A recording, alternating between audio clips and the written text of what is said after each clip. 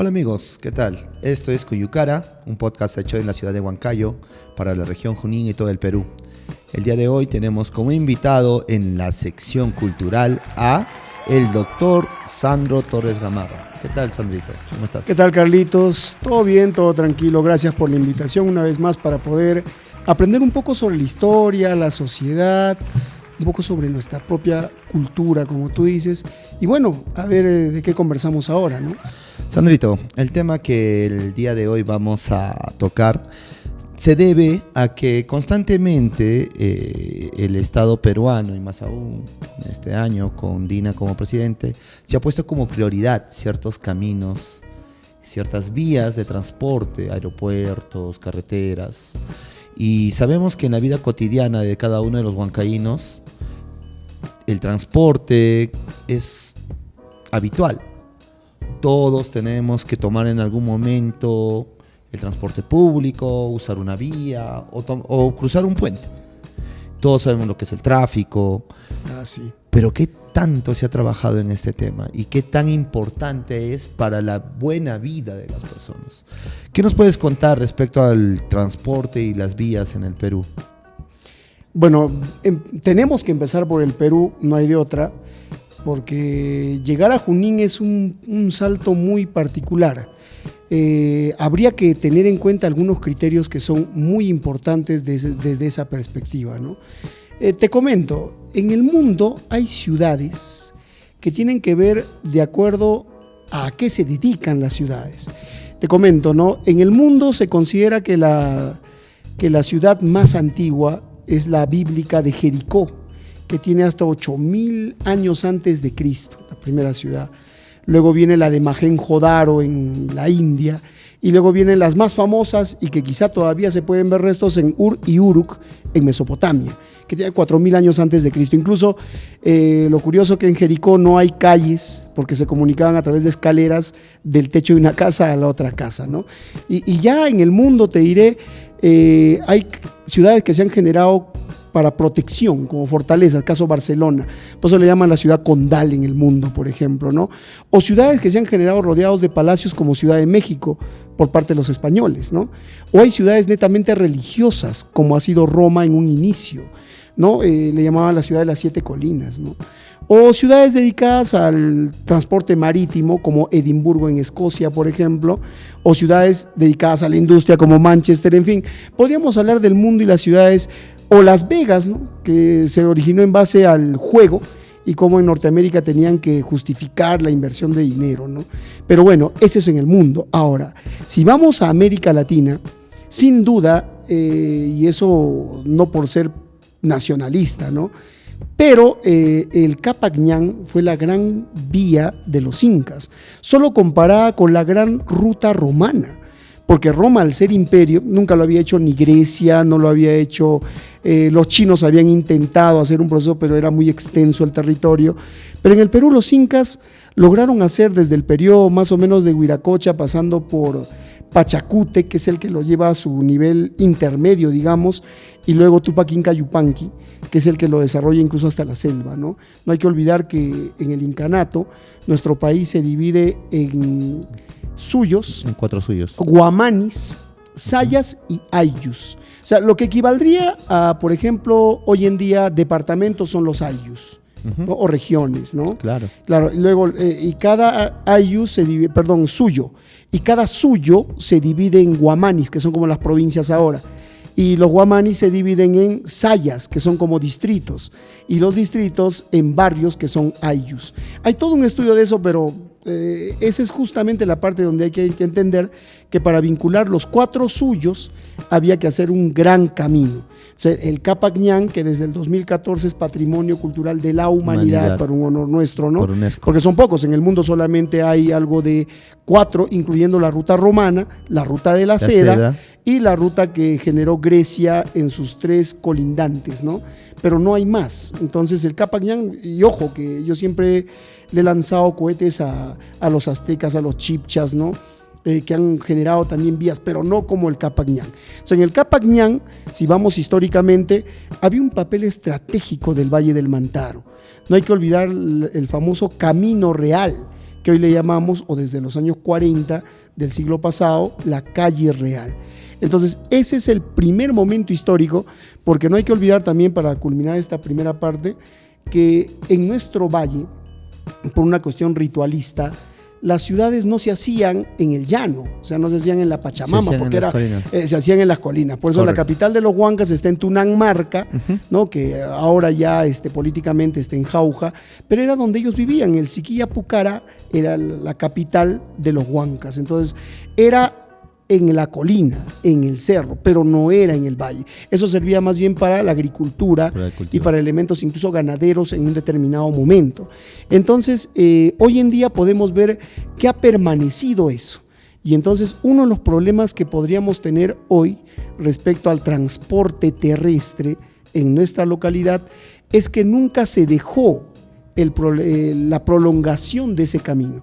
Ese camino, si lo vemos desde Zapayanga hasta lo que llamamos la calle Ayacucho, es lo que se llama el Camino Real, y de ahí en adelante incluso lleva el nombre de Mariscal Castilla, y pasando ya Intihuatana por ahí se le quiso llamar Ramiro Prialé, pero la gente todavía lo mantiene como la carretera central. Correcto. Y ahí ves la margen derecha, ¿no? Y por el otro tramo, que es el tramo vemos la margen izquierda. Entonces, así más o menos empieza, pero el centro es precisamente el Camino Real. De ahí tenemos que partir.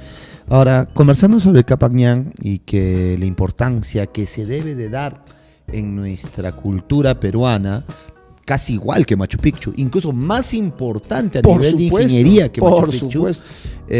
Desconocemos los huancaínos muchas veces la importancia de la calle real, ¿no? Que se dice que por ahí caminaba el Inca, no necesariamente. Lógico. La importancia del Capagnán era porque el Inca, al tener un territorio tan grande a nivel de kilómetros, muchas veces se idealiza el Imperio Romano, pero en cantidad de kilómetros el Imperio Inca llegó a competir, incluso a superar por momentos. Claro. Y para unir todos esos pueblos necesitaban una vía donde los ejércitos podrían transportarse rápidamente. Y la importancia de que esos ejércitos tengan un punto de comunicación y que existan tambos, por ejemplo, como el que existe o existía en el famoso distrito del Tambo, claro, era ¿para qué? Para sentar un ejército y tener dominado, controlado cierto territorio, ¿correcto? Entonces esta vía fue creada con una idea política militar. Y en el virreinato esto se transforma, Sandrito. Yo tengo muy claro entendido que de todas las vías que el Capagnán conformaba, que eran las vías que conformaban el Capagnán, solo ciertas fueron mantenidas por el virreinato del Perú, con un objetivo ya no militar necesariamente, sino más económico. ¿Qué nos puedes contar respecto a esto, Sandrito? Por ejemplo, cuando llegan en 1534, cuando exploran los españoles esta parte de la región y deciden quedarse en Jauja y asignarle el rol de primera capital del Perú, ¿no? Y luego, yendo un paso más allá, justamente porque el Capagnán llegan a esta zona.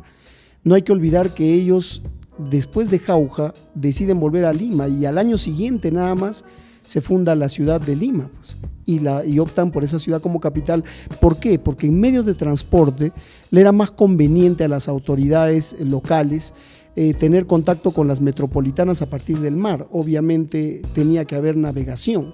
Entonces, esa es una historia que los lleva a ellos hacia allá, y más no en el criterio obviamente de ir más adentro, porque en el año 1500, por el año 1550 más o menos, el primer cronista que llega a adentrarse al Perú es Pedro Cieza de León. Incluso es quien divide nuestra geografía en costa, sierra y montaña, ¿no? Claro. Y porque es el primero que avisora la montaña.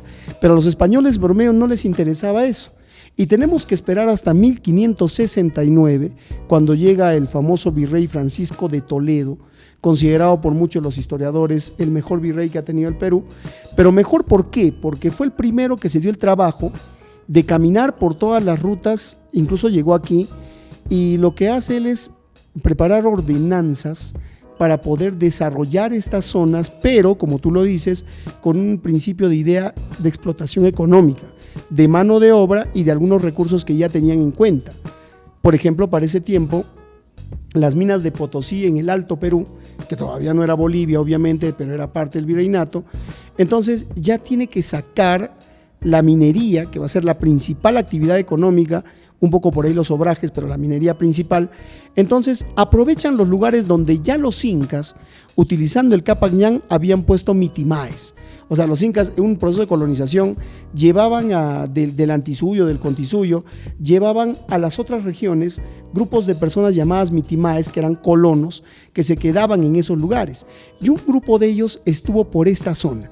¿Por qué? Porque tenían un rol que era enseñar el idioma, las costumbres y tener sometidos en el pago de ciertos tributos en topos llamados terrenos para ese tiempo. Entonces, tú tienes razón, ahí viene el caso de Francisco de Toledo, que es el que va a ampliar la ruta, ¿no? Y va a darle la importancia del caso a este lugar y lo va a convertir en encomienda. Antes de él, esto no era encomienda. Jauja tenía un lugar privilegiado, pero acá se crea como pueblo de indios, ¿no? Por eso es que en 1572, cuando Jerónimo de Silva crea Huancayo, lo denomina pueblo de indios, pero con una ordenanza que hace después Toledo, se considera como una encomienda, que es tener mayor estatus económico para darle cuestiones de aporte a los españoles conquistadores, que en ese momento hacían su paso como arrieros hacia el sur del virreinato. Y en esa historia, Huancayo, como solo servía en el virreinato como un paso, ¿correcto? Exacto, era un paso para la recua de mulas, me imagino. O el negocio de arrieros, de ¿no? arrieros que cruzaban la zona. Desde Tucumán venían. Desde Tucumán. En el tiempo del virreinato se mantuvo solo ciertos sectores y el Capañán fue desapareciendo hacia otras regiones, como sería para la selva u otros pueblos. Este Capañán llegaba hasta Huánuco, pasaba por Tarma y llegaba hasta Huánuco. Entonces, llegamos a la época de la República en sus primeros inicios y evolucionan los caminos, y donde toma mayor importancia para la zona central el tema minero, pero más estamos hablando de Loroya, Cerro de Pasco, y se hace necesario un ferrocarril. ¿Por qué no miraban los que vivían en Lima, que obviamente era el poder político asentado en Lima, por qué no miraba mucho la región de la sierra? Por muchas cosas. Te explico algunos datos bien interesantes, Carlitos, porque acá viene el asunto, ¿no?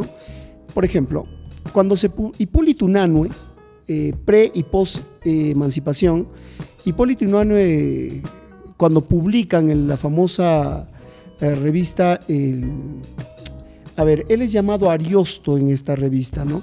Se publican artículos de los europeos que en ese momento están desarrollando las ciencias en Europa, obviamente. Ellos llegan aquí, varios de ellos, a querer investigar aquí.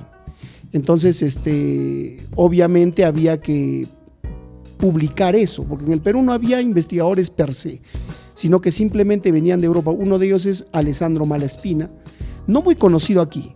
Quizá el más conocido en este tiempo es Alexander von Humboldt. Justamente Humboldt es el que va a explorar todo lo que es el guano y el salitre en la costa y manda información a Europa respecto del potencial económico que hay aquí.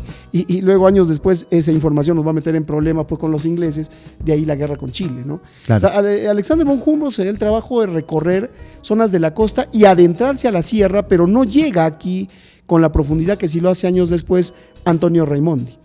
Porque Raimondi llega de Italia y él sí llega con todo un equipo de personas que maneja, incluso con instrumental científico de esa época, para ver flora, fauna, todo lo que es el espacio geográfico. E incluso en ese tiempo él tiene dificultades. Él llega en 1845 más o menos y se hace cargo del Museo Natural de la Escuela de Medicina, cuyo primer director es Cayetano Heredia, ¿no? Justamente, por eso te digo, hay nombres que son conocidos y que la gente quizá no recuerde o no sepa quiénes son, ¿no? Entonces, él es el primero en explorar y llegar incluso hasta la Amazonía. No hay que olvidar la famosa frase de Raimondi, ¿no? El Perú es un mendigo sentado en un banco de oro, ¿no? O sea, él explora eso. Y años después, cuando él llega a ese lugar, se publican estos documentos en la Sociedad Amantes del Perú, lo que todavía funciona después de la independencia, y los artículos dan a entender y se forma un colegio de geógrafos, se forma la Asociación de Ingenieros, ¿no? Acá en el Perú, y empiezan a hacer investigación profunda de eso. Entonces, en ese momento que el guano destaca, obviamente Lima, ¿qué quiere? Transporte marítimo, porque la idea era sacar algo extractivo y mandarlo a Europa. Para Europa. Entonces, ¿para qué miro a la sierra? No me interesa la sierra, no me interesa la selva. Necesito eso. El problema estuvo en invertir después lo que se ganaba de esas exportaciones. A eso quiero llegar. Mientras el Capañán era un camino que su principal objetivo estaba diseñado para tener un control militar y el transporte de tropas, en el virreinato se enfoca en un tema económico donde la prioridad era la extracción de recursos. ¿Y para qué? No para que llegue a Lima necesariamente y que se haga en Lima la puesta en valor, sino de que se lleve a un puerto, se suba a un barco y que chao. Viaje. Chao. Entonces llegamos a la época republicana, y en la época republicana ya lo que se necesita nuevamente y se sigue priorizando es el tema económico. Y dentro del tema económico, la venta de recursos naturales para que estos puedan dar pues un presupuesto a la nación, a esta joven nación que éramos nosotros. Y quiero llegar al tema de que normalmente no se habla de la factibilidad económica de la inversión que se necesita para un camino, para un transporte. Y hablo porque yo lo he discutido con algunos amigos ingenieros civiles en su momento, porque como mencionábamos hace un momento detrás de cámaras, tú le preguntas a un ingeniero civil cuánto cuesta un kilómetro de ferrocarril en estos tiempos y te pregunta cuánto quieres que cueste. Básicamente esa es su respuesta. Entonces, porque se olvida de la factibilidad. En la primera revolución industrial, que es la máquina de vapor, ¿por qué se da en Inglaterra? Y eso tiene que aterrizarse a diferencia del Perú. No porque algo funcione en Inglaterra, o en Europa, o en Asia, o en Estados Unidos, es la mejor opción para nuestro país. Y ahí tenemos que ver la necesidad de conocer de historia y economía. ¿Y por qué te comento esto? Y hago un paréntesis en el tema del ferrocarril, ¿no? Porque lo que abunda en Inglaterra y en las tierras de Escocia e Irlanda incluso es el carbón. Esas ciudades básicamente están hechas debajo de minas de carbón. Bueno. Por lo tanto, usar los trenes y las máquinas de vapor es algo que les salía muy económico. No, y no solo eso, son tramos cortos. Y son tramos cortos. Después, yo no entiendo cuando un huancaíno va para Europa, vuelve y dice, pucha, que estas carreteras no valen, que no nos unen nada. En cambio, yo ya salgo de Milán y estoy en Roma en 40 minutos. Claro. Y yo siempre suelo hacer esta comparación mejor. El Perú es el número 20 en espacio geográfico, en tamaño, en el mundo. Somos el número 20, solo por ahí chocando con Argentina, Brasil, Argentina y Colombia aquí en Sudamérica. O sea, ellos ya están por encima del top 20. Entonces, obviamente, pues cuando yo les digo, le hago un ejemplo simple, ¿no? El Huascarán tiene 6.768 metros de altura. Y la montaña más alta que tiene España, 2.300. Entonces, no me vengas con chiste, pues, o sea, no tienen la dificultad geográfica que es una verdad de perogrullo. O sea, es obvio que tenemos una montaña, pero la montaña no está. El Perú, aunque no lo creas, el 70% del Perú, sin exagerarte, es llano. Es llano. El Perú es Pulgar Vidal hace 8 regiones y cuando BRAC hace las 11 corregiones, obviamente tenemos Janca, el quechua todavía es vivible, ¿ya? Te tomo un ejemplo de hace poco, creo que fue un partido de fútbol de Bolivia con X equipo y resulta que lo golearon y de inmediato volvieron a renacer las ideas de por qué hacen un estadio ahí. Y he visto un meme que han hecho en una cordillera en el pico, un estadio, ahora dice el nuevo estadio de Bolivia, ¿no? Pero yo pregunto, o sea, la idea es, si tú vas a Europa no puedes tener el enfoque, yo voy más al enfoque económico que tú planteas. Lo llevamos a Ticlio. Voy al enfoque, claro, ¿no? ¿Por qué no hacemos un estadio en Ticlio? Y normal, ¿no? Que jueguen ahí también, que lo lleven a Brasil, que lo lleven a Colombia y ahí pues seguramente goleamos, ¿no? Pero el punto es, volviendo al tema, que hay una idea mala acerca de nuestra geografía. Siempre hemos dicho la geografía es el problema. Y ahí quiero empatar contigo y coincidir. El asunto es factibilidad. Obviamente las tecnologías van a empezar a desarrollarse después de la primera revolución industrial. Claro. Por lo tanto, volviendo al tema, cuando le piden a Castilla, después de que vende el guano, la prosperidad falaz, claro, le piden, oye, invierte. Y Castilla trae los primeros inventos de esa revolución, porque no te olvides que el primer alumbrado a gas en Lima, Castilla. El primer ferrocarril, Lima, Callao, Castilla. Castilla era pagar la deuda externa, Castilla. Pagar la deuda interna, Castilla. Por si acaso, y Castilla era un presidente de corte liberal, ¿no? Por supuesto. Era uno de los liberales. Claro, y hay una de las fotos más famosas que se tienen de él es marchando sobre su alumbrado a gas, ¿no? En cualquier libro lo vas a ver. Es un escrito de la época. Entonces, a él le piden lo que tú estás diciendo, lo que tú comentas. Le piden, oye, ya pues, hay presupuesto. Ya pues, tío, ¿no? Invierte, porque no siempre vas a tener guano, ¿no? Y salvo que le des laxante a las aves, ¿no? Pero no siempre vas a tener guano. Entonces lo que tienes que hacer es invertir ese recurso. Y cuando tú inviertes el recurso, ¿qué es lo que sucede? Castilla empieza a hacer estos modelos pequeños de ferrocarril en el llano. Pero ahí viene el detalle. Años después de firmar el famoso contrato Dreyfus, claro, el presidente José Balta es el presidente de los ferrocarriles. Incluso él es el que compra el monitor Huáscar. Entonces Balta empieza una política de inversión en ferrocarriles. Y entre esos proyectos no está todavía, ya estaba el ferrocarril Lima-La Oroya. Pero no porque él quisiera o fuera de importancia pasarlo por ahí, sino porque en ese momento surge la figura histórica de Henry Meiggs, el famoso Pizarro Yanqui, que ya había hecho los ferrocarriles en Chile, pero Chile es otra cosa, y ahora lo traen acá, ¿no? Pero a esto quiero comparar, Sandrito, sobre el tema de los ferrocarriles, porque luego de Inglaterra, ¿dónde se construyeron más líneas ferroviarias? En Estados Unidos. Pero tenían otro objetivo, porque Estados Unidos, en dimensión de costa a costa, correcto, es gigante. Por supuesto. Pero ¿por qué tenían la necesidad de construir ferrocarriles en Estados Unidos? Era porque la invención del queroseno, y Rockefeller, eso lo tengo muy claro, necesitaba transportar su queroseno, ¿correcto? Y entonces, en un inicio, se transportaba por ferrocarril. Se transportaba el famoso queroseno, que era el que alumbraba todas las ciudades de costa a costa, se tenía que trasladar desde su sede de Texas, tanto a la costa este como a la costa oeste. Y ese era el principal producto. Más adelante, cuando ya los monopolios lo cierran y demás, él crea el transporte por acueductos. O gasoductos sería en este caso, ¿no?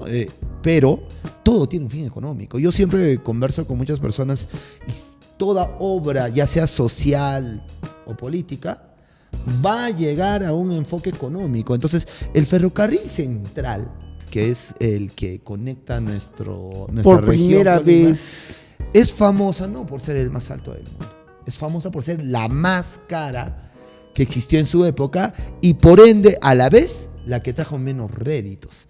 Y quiero llegar a esto, Sandrito, porque hay dos grandes obras ya contemporáneas. Me va a saltar mira, desde la República de Castilla. Claro. Voy a llegar a algo más, el famoso Tren Macho. A veces otro. El Tren Macho fue hecho en el tiempo de Leguía, otro presidente liberal. Los presidentes liberales tratan casi siempre de modernizar, industrializar el país y ven caminos. Pero cada uno en su contexto, no te olvides. Y cada uno en su contexto, obviamente. Pero sí, el Tren Macho lo hizo, se hicieron en el tiempo de Leguía por un ministro que también trataba de comunicar Huancavelica y Huancayo, ¿no? Fue una de sus obras que trataron de hacer por la dificultad de hacer carreteras o caminos entre las zonas para un grande transporte. Quiero llegar a nuestra época porque tanto el Tren Macho, 3.000 billones de soles para el Tren Macho, Huancayo-Huancavelica, y la carretera central, que es una carretera que va a unir la ciudad de Lima nuevamente con la región Junín, 24.000 millones de soles. Nuevamente vamos a batir el récord por las obras de mayor costo a nivel mundial en transporte. ¿Y para qué? ¿Cuál es el objetivo? Transporte de mercancías, transporte de personas, transporte militar, ya no creo, en esta época ya se está utilizando otras estrategias. ¿Cuál es el objetivo de invertir tanto dinero? ¿O qué opinión? Como tú mencionabas, la historia se está haciendo hoy. Ya, pero el asunto es el siguiente, ¿no? Por eso yo tengo que volver obligadamente y rápido, ¿no? Castilla decide invertir, pero en obras de corte simple, ¿te das cuenta? Pero no, Balta invierte todo lo que se presta el contrato Dreyfus en los famosos ferrocarriles. Entonces, estos ferrocarriles que son, pues, incluso, ¿no?, el de Arequipa, Sicuán y todos ellos, van a ser construidos con la intención de transportar carga. En ningún momento hay transportar personas. Y ese es el mismo detalle que acabas de tocar en Estados Unidos. Aquí nunca hubo la idea de que la gente se reproduce. Pues supongo que no habrían inventado el Viagra, no sé, pero no había la idea en estos políticos de que en algún momento demográficamente va a crecer la población. Incluso en 1955 se crea la Oficina General de Telégrafos en el Perú, porque antes de hacer carretera y paralelo a los ferrocarriles, cruzan los telégrafos.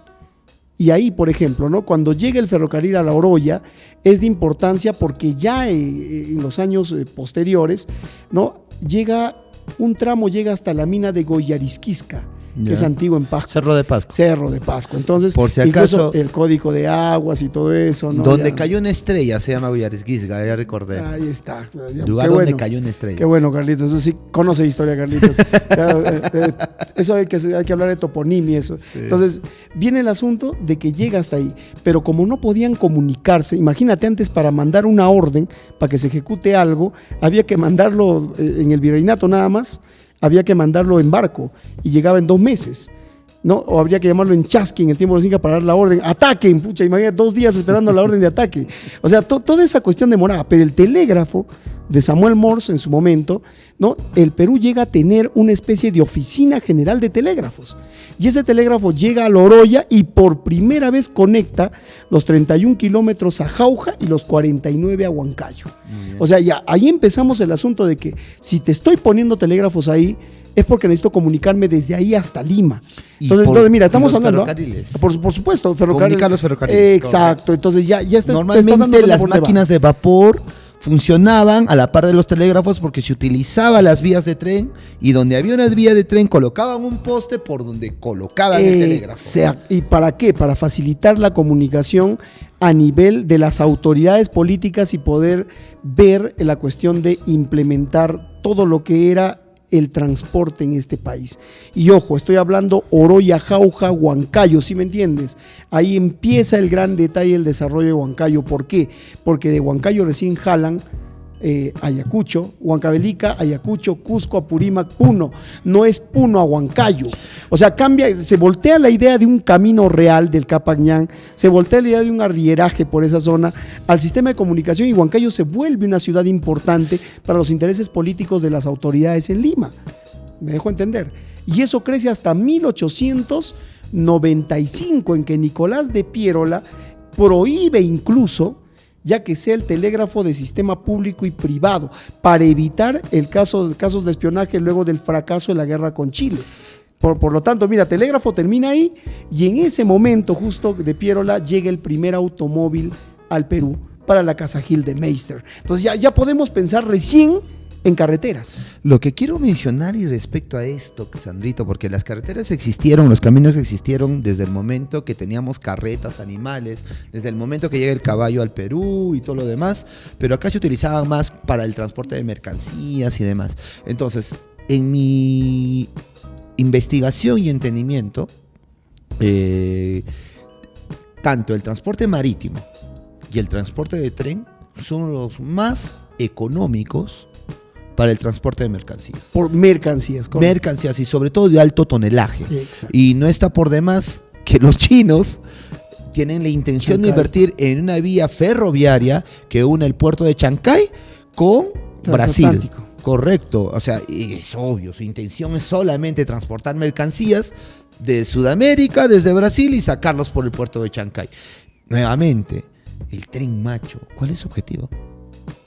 Pero voy a hablar nuevamente del ferrocarril. Y no estoy en contra de que haya un ferrocarril de Huancayo a Huancavelica, pero sí, o sea, vuelvo a repetir. Ese ferrocarril se mantiene porque Cerro de Pascua y Morococha sacan la mayor parte de su mineral por ferrocarril hacia la ciudad de Lima. Más de 60 toneladas diarias nos percatamos que sí se utiliza, pero básicamente está privatizada. Entonces, que el Estado, así te lo digo directo, es una opinión mía, ¿no? Que el Estado invierta en ferrocarriles para sacar mineral de una empresa privada china a precios súper económicos, es estúpido. O sea, le están engañando a la gente. Lo que quieren sacar es mineral. Entonces, que invierta en el ferrocarril la empresa privada, que es la que va a utilizar el transporte. No, por supuesto. La Y lógica eso manda es algo eso, que ¿no? habría que pedirle a la gente, a estos ingenieros. Por eso desde Cuyucara siempre me ha encantado hablar libre de opiniones, como digo, y mencionar a las personas, oye, reacciona. Ahora, si hablamos de efectividad ahora en el transporte de personas, no podemos hablar de que en China utilizan tren bala, que en España, por ejemplo, su famoso tren Maya del presidente AMLO en México, todos estos trenes que son disque tan rápidos, efectivamente en el transporte de personas, si buscan información, son cero rentables. Porque si hablamos de transporte de personas masivo, carreteras. Y si hablamos de un tema efectivo en tiempo, aeropuertos. Entonces, si tú haces una obra en las regiones y quieres que mejore el transporte de personas, carreteras y aeropuertos. Esto es una opinión mía, de acuerdo a la investigación que he podido realizar en diferentes países que han existido. Bueno, y yo como te digo acá, te digo, esto va a quedar corto, pues porque es una cuestión muy amplia, ¿no? En leyes de la geografía, porque esto ya es entrar a geopolítica, ¿no? Por una cuestión, la geopolítica pues es grande, ¿no? Es el uso que le da el Estado a los recursos naturales y humanos, ¿no? Pero ahí viene un gran detalle. En el Perú, por ejemplo, el aeropuerto de Jauja se inaugura en 1943, si más no recuerdo, el Francisco Carlé, que ni siquiera se tiene registrada mucha historia al respecto, fue un evento más local, ¿no? Y no olvides que en el año 2011 el presidente regional, que le tocó ser presidente regional en ese momento, bueno, lo eligieron en ese momento, intentó llevarse el aeropuerto a otro lugar, ¿no? Obviamente pensando en esto, y bueno, lo que yo sé es que el aeropuerto ahorita de Jauja va a dejar de funcionar noviembre, diciembre y enero, porque tiene que entrar en mantenimiento la vía por un presupuesto aprobado en 2015. Siguen trasladando la fecha. Ya, por 3 ejemplo, meses ¿no? de para, solamente para reparar la autopista, la pista de La pista de aterrizaje, claro. Ya. Pero ahí va el detalle, ¿no? Mucha gente dirá, no me importa. A mí no me interesa el aeropuerto, yo viajo en bus. No, en serio. Claro, o sea, claro. porque vamos, en términos básicos, la gente de la highlight, o sea, la gente que, me cansa, ¿no? O sea, le toma más tiempo llegar de acá a Jauja que llegar a Lima. Entonces, la gente sí, pues que viene a dar una cátedra aquí y se va con su avioncito, le afectará, pero al común de la gente no. La gente ni siquiera está preocupada. Hoy en día, claro, tú dices, tiene que haber carreteras y tiene que haber aeropuertos. Pero, Sandrito, discúlpame, pero la gente no despierta, hermano. ¿Cada cuánto tiempo tenemos tragedias con buses en la carretera central? Es menos que antes. Hay, por supuesto que hay. La última vez en la carretera Tarma, hace un mes y medio, cayó un bus donde yo ya lo he mencionado, un familiar mío fallece porque cae un bus lleno de músicos. Y nos damos cuenta que la saturación de las carreteras, la mala señalización y demás afecta a todos. Entonces, en Estados Unidos, en Europa, los vuelos comerciales son de la clase media, cosa que no se da en el Perú porque lamentablemente está monopolizado el tema de los aeropuertos.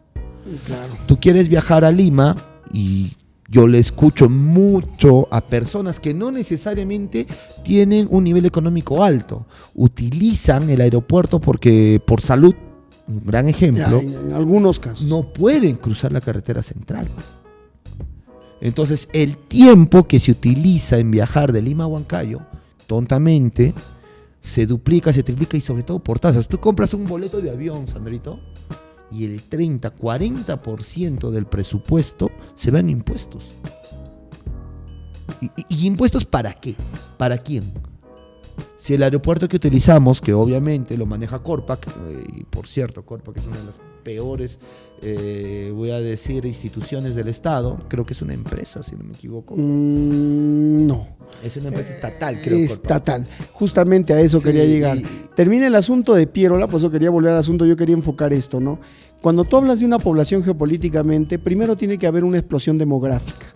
Y ese es el punto por el cual va a haber luego una explosión espacial. Más gente, más espacio. Y de la explosión espacial viene la funcional. Más gente, más espacio, más servicios. Me dejo entender. Entonces, esa es la lógica geopolítica de cómo se tiene que extender una zona. Ahora, si hablamos de geopolítica, pues hay una zona nuclear, el Heartland, el Highland, ¿no? Las zonas altas, los polos económicos, etc. Entonces, el caso de Pierola es que Pierola termina este criterio de las carreteras y recién nos vamos a ir hasta el gobierno de Leguía, que es el primer punto para llegar a Huancayo, ¿eh? Claro. Porque con Leguía se da la ley de conscripción vial, la ley de construcción obligatoria para la construcción de carreteras, que inclusive Leguía lo hace porque está cerca el centenario de la independencia. Y justamente estamos hablando de eso en este bicentenario. Entonces Leguía saca esa ley y los que pueden pagar por hacer carretera lo hacen. Y los que no, caso los pobladores de Huancayo, por ejemplo, Jauja, Concepción, ellos tenían que, al no poder pagar, participar de la construcción de las carreteras. Entonces, esta ley es la que va a impulsar, por ejemplo, la construcción de la carretera, ponte, ¿no? Lima-Tarma, ¿no? Y años después, Benavides va a utilizar esto para la carretera Chanchamayo, por ejemplo, ¿no? Y todo eso se va a desarrollar la carretera central en el tiempo de Óscar R. Benavides, el gobierno de 1936, su segundo gobierno a 1939. El primer tramo, que solo tiene un carril. ¿Yo por qué te menciono este tema, Sandrito? Primero, te hacía la conversión con los aeropuertos y quiero finalizar con el tema de carreteras. Uh-huh. ¿Por qué? Porque hace un rato comparábamos que aprendamos de historia, pero aprendamos también de las buenas prácticas y los errores que hacen en otros países. Claro, por supuesto. En el caso de Estados Unidos, uno tiene dos opciones nuevamente para el transporte de personas principalmente. O avión o carretera. Por supuesto. Y son muy pocos los que cruzan entre estado y estado en buses. La gente decide, o me voy con mi carro propio porque necesito transportarme de aquí a allá o quiero ver los paisajes y demás. También la extensión territorial, tú lo has dicho. Pero tiene que ver porque los aeropuertos tienen que estar diseñados para que puedan aterrizar aviones más grandes. Por supuesto, de carga. Mientras el avión sea más grande,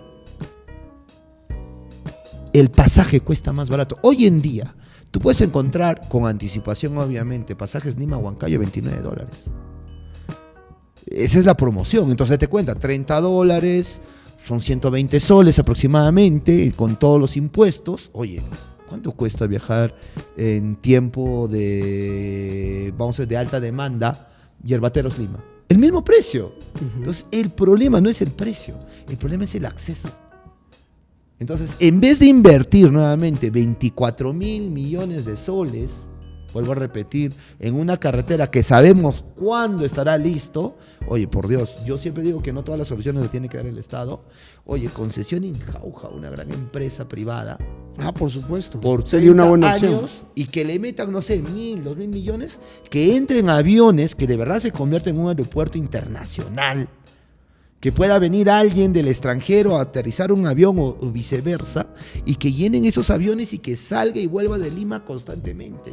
Yo te apuesto que un pasaje nada más de $20, que sería lo que debería costar bajando impuestos y tasas, oye, toda la carretera central se descongestiona. Porque, ¿qué es lo que genera mayor congestión? Los buses. Particularmente, y lo digo delante del público de Cuyucara, no, es que el profe Carlos, seguro él viaja solo en avión y por eso le afecta, ¿no? Está bien, profe Carlos. O sea, él viaja de otra manera. Claro. Quiero llegar a esto, o sea, yo prefiero agarrar el carro y comerme las 8 horas porque me aburre tener que estar 2 horas antes en el aeropuerto. Porque para colmo, el aeropuerto de Junín es tan malo que te ponen los peores horarios. No sé si sabrán eso, ¿eh? Las aerolíneas saben que es tan malo el aeropuerto que te ponen los peores aviones y los peores horarios. Por eso es que el avión acá parte ¿a qué hora? A las 7, 8 de la mañana, dependiendo qué empresa te esté hablando. O LAN o hasta Sky, que es una empresa colombiana. LAN sabemos que es chilena, ¿correcto? Pero nuevamente, cuando hablaba hace un momento Eduardito detrás de cámaras sobre Starjet, son aviones pequeños. Y mientras más pequeño sea el avión, es más caro el pasaje. El problema es que no hay una pista de aterrizaje y las instalaciones para que puedan venir aviones comercialmente, correcto, más grandes y que el pasaje cueste menos, porque hay nuevamente demanda de pasajes. Intenten sacar un pasaje. Pero quién sabe, de repente ahora mejor, ¿ya? No, solamente van a hacer un recapeo de la pista porque gracias a un ex gobernador regional que tuvimos, el del Matecito, si no me equivoco, y estoy haciendo memoria nada más, fue el último que invirtió en hacer y en ampliar unos cuantos metros, y que por cierto fue observado por Contraloría y todo, que le metieron plata por 2 o 3 metros más a la pista de aterrizaje. Y eso lo que han hecho ya no sirve, porque por eso van a volver básicamente a hacer toda la pista de aterrizaje. Ahora, no quiero llegar tanto al detalle de la necesidad de aeropuertos y demás. O sea, y de todo. Más bien hay que aterrizar. Y hay que aterrizar Claro, ahora a la carretera central, claro, Sandrita. justamente ahí vamos, te hablaba del gobierno de Benavides que hizo un carril por los años 40 y se amplió en los años 60.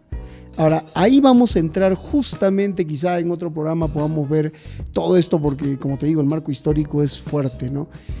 El segundo salto que se da en la historia para llegar a Huancayo es que hay un decreto, el 14.700 del presidente Belaúnde, en su primer gobierno, antes del golpe de Estado, ¿no? Donde él decide crear 4 impuestos, teniendo como prioridad el desarrollo de la ciudad de Huancayo y los distritos o provincias anexas, ¿no? Si puede buscar el decreto 14.700, ahí está exactamente las obras que se tenían que realizar, que son un montón, o sea, son muchas. Y ahí es donde se da prioridad a la construcción de esta vía terminada hasta Huancayo y que llegue incluso hasta lo que ahorita sería Chilca, porque pasando ferrocarril, ya esa es una construcción más nueva, ¿no? Que ya viene de los años 80 en adelante. Incluso se hace solamente en Brea, ¿no? Y quiero justo hacer un paréntesis ahí para decirte lo que comentabas, ¿no?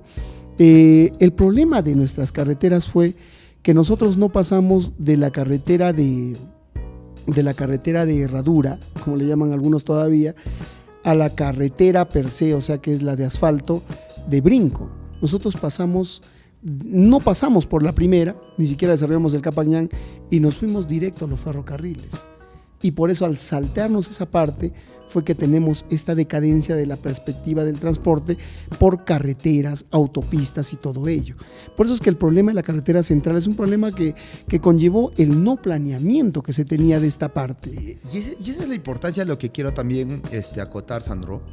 Es porque en el Perú no ha habido un planeamiento como sucedió en estados muy grandes como Estados Unidos o Australia, donde se planifica el tipo de transporte de acuerdo a la necesidad contemporánea. Hoy en día la carretera se debe convertir en una prioridad para el transporte de personas.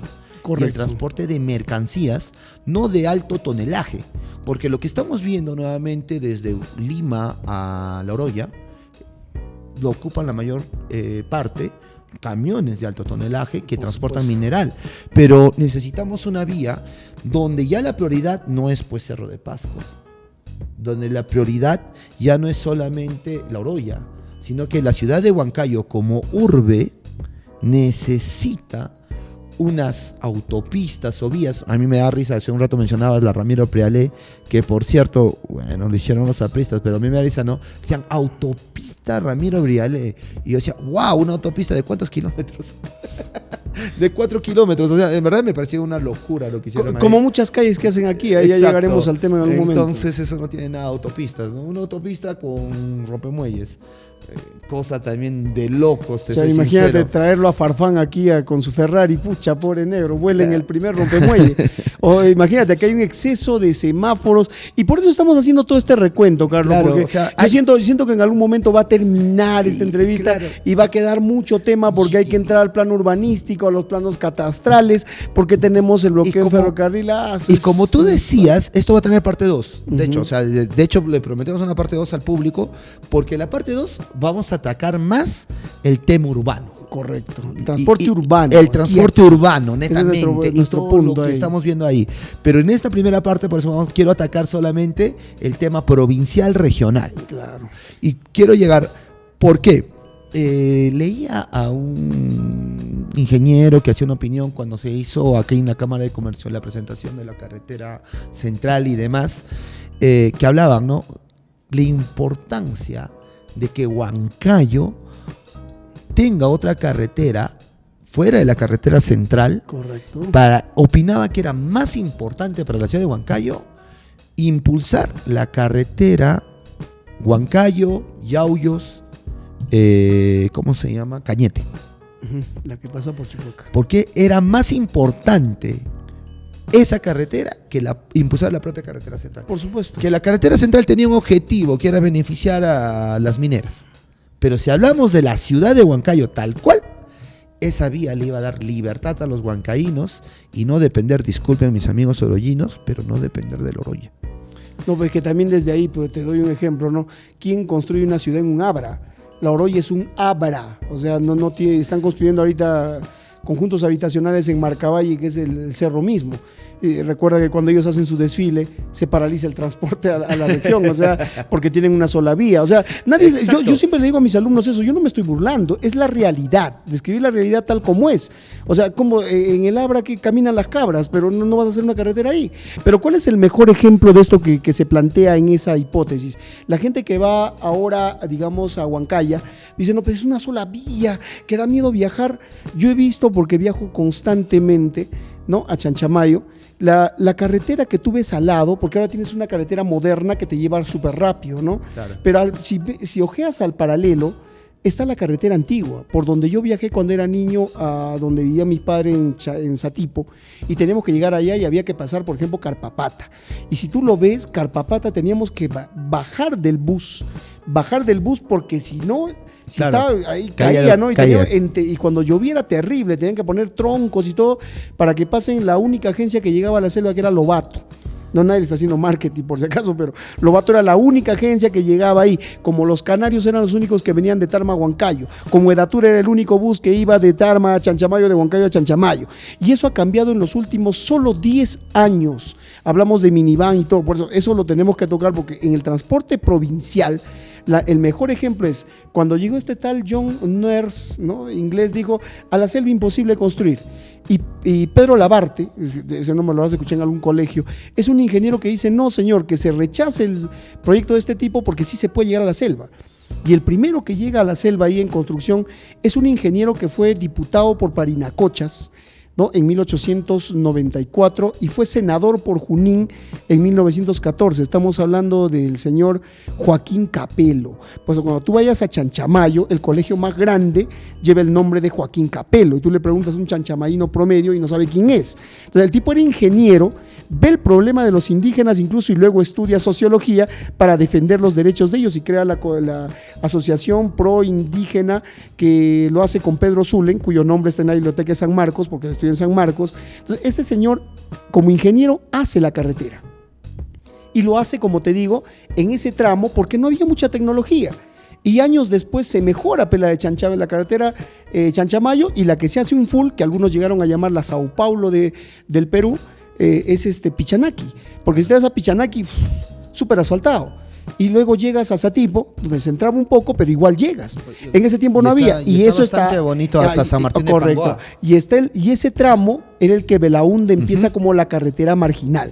Ahora, de esto yo sí tengo conciencia, porque tengo una foto de mi papá, que en ese momento tiene un aserradero ahí, y que lo ayuda pues a Belaúnde a hacer ese tramo que va de lo que se llama el pueblo de Satipo en ese momento a Río Negro, que ahora es distrito, ¿no? Que es donde yo nací, viví muchos años, y ahí hacia adentro, ¿no? Llega. Entonces, yo lo conozco porque ahí descansaba, ¿no? Te llegaba, porque estaba el aserradero de papá, que tenía hasta un campamento de obreros ahí, ¿no? Y él llegó, Belaúnde alguna vez llegó por ese tramo, ¿no? Entonces, ahí está la prueba de que tú puedes, y la selva Ojua es más densa que lo que van a pasar aquí. Solo que el problema, como tú dices, es la factibilidad.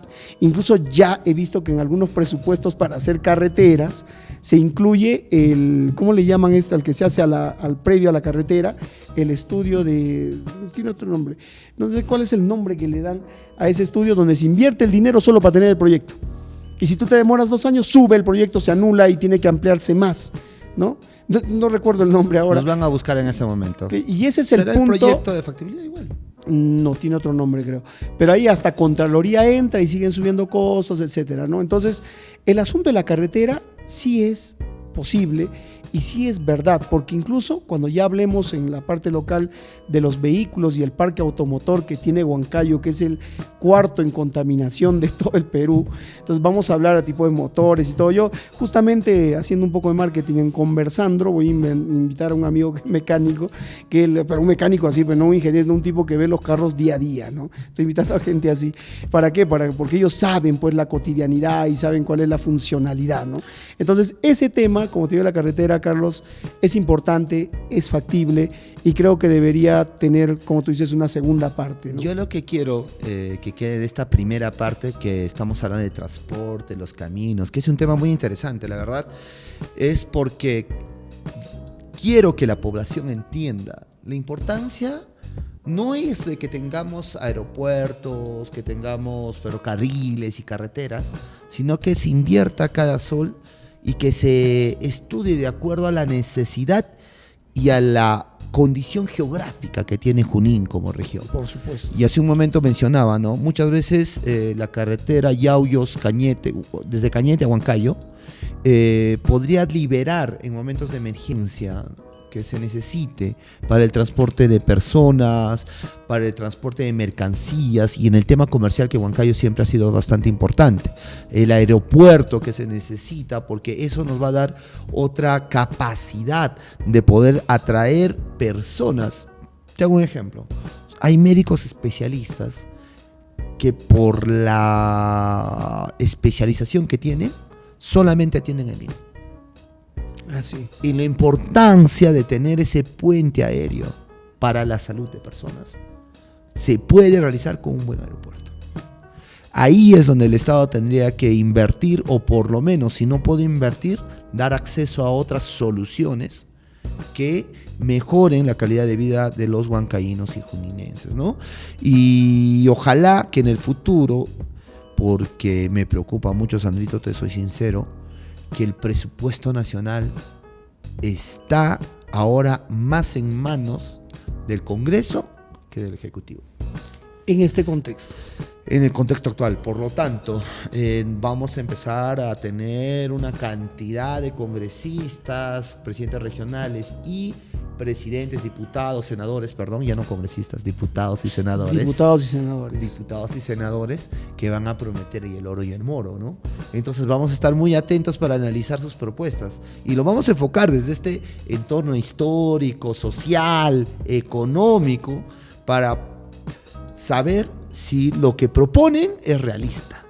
Y no solamente lo dicen desde una forma chauvinista o para ganarse unos cuantos votos, sabiendo que es totalmente, vamos a decir, imaginario o platónico, ¿no? Como el alcalde que hemos tenido en el Tambo, que prometió 2 teleféricos, un parque de las aguas y demás, sabiendo que no ha podido ni construir un puente y hasta el creo momento. Que ahora quiere ser otra vez candidato, ¿no? No sé, la verdad, pero, o sea, me refiero a ese tipo de promesas que no sean vacías. El transporte es una necesidad que nos afecta a todos y que todos tenemos que normalmente poner bastante atención, porque la vía, a diferencia, uno no puede privatizar una vía, porque es un elemento estratégico para la vida de dos sociedades, ¿no? Y yo te mencionaba también detrás de cámaras que, a diferencia de Europa, es muy distinto unir Huancayo con Lima, pero si el tren me llevaba de Madrid a Barcelona en tantos minutos. Yo he vivido en España, me contaron eso. Oye, Madrid tiene más o menos, si no me equivoco, algo de 60 millones de personas y Barcelona tendrá, digamos, otros 10. La verdad no tengo el dato exacto.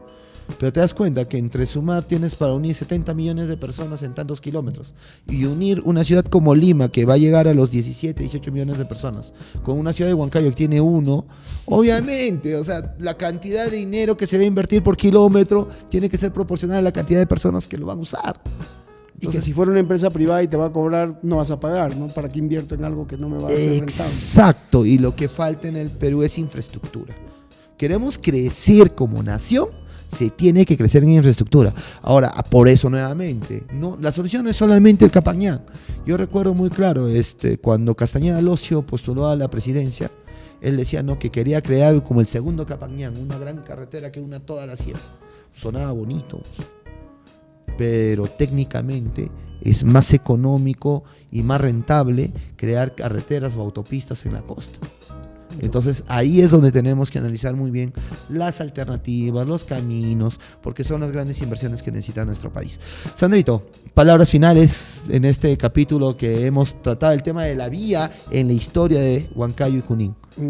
Bueno, terminar diciendo que son 200 años que el peruano y en particular el huancaíno como un polo económico geopolíticamente hablando debe conocer la historia de estos caminos, porque subir a una combi, los que todavía tenemos el privilegio para contarlo a nuestros nietos de subir a una combi, a un colectivo, de jugar esas antropologías del paradero, de peleate con uno para ganar asiento, o que no acelere el chofer para que te hagas al fondo, pero es una cosa interesante. Yo siempre converso eso, y cuando digo, no, oye, este semáforo, por ejemplo, hay un semáforo X que me tiene ahí 5 minutos, ya fácil bajo, voy al servicio higiénico y regreso, ¿no? O sea, para conocer todo eso hay que saber la historia de estas carreteras, de estos caminos. Incluso hay cultura relacionada como la danza a este camino real, ¿no? Es interesante. Entonces el mensaje o la parte final es hay que conocer, no importa que seas ingeniero civil, arquitecto, hay cursos en las universidades donde estos estudiantes ya no llevan el curso de historia de las carreteras en el Perú, no para conocer, no lo hacen, llevan urbanismo 1, 2, 3, pero ¿qué llevan, no? El arquitecto debería conocer mucho de esta historia para incluso asumir el rol que va a tener en el futuro a los estudiantes que está formando, ¿no? Y para no tener pues las trabas que hoy tenemos en el transporte urbano, que seguramente va a ser también muy, muy interesante verlo en una segunda parte de este tema, Carlito. Gracias por la invitación. De hecho, Sandrito, vamos a tener una segunda parte y donde ya nos vamos a enfocar al transporte netamente urbano dentro de la ciudad y lo que es el transporte público, los taxis colectivos y demás, que todos los días los puentes, nuestras calles, avenidas, que tienen mucha historia, por cierto. Por supuesto. Pero lo que quiero mencionar nuevamente es también la falta de bibliografía que existe respecto a este tema. Claro. No hay libros, tenemos artículos de dónde alimentarnos, pero no existen libros. Entonces alentaría a algún ingeniero que tenga, un ingeniero civil que le encante la historia, que pueda hacer una investigación y proponer un libro que hable 200 años en los caminos de Junín. Sería interesante conocer. Genial. Y de hecho estaremos apoyándole. Muchas gracias entonces, Sandrito, nuevamente a este público, a Cuyucara. Este es un capítulo más, entonces nos despedimos. Hasta la próxima, amigos.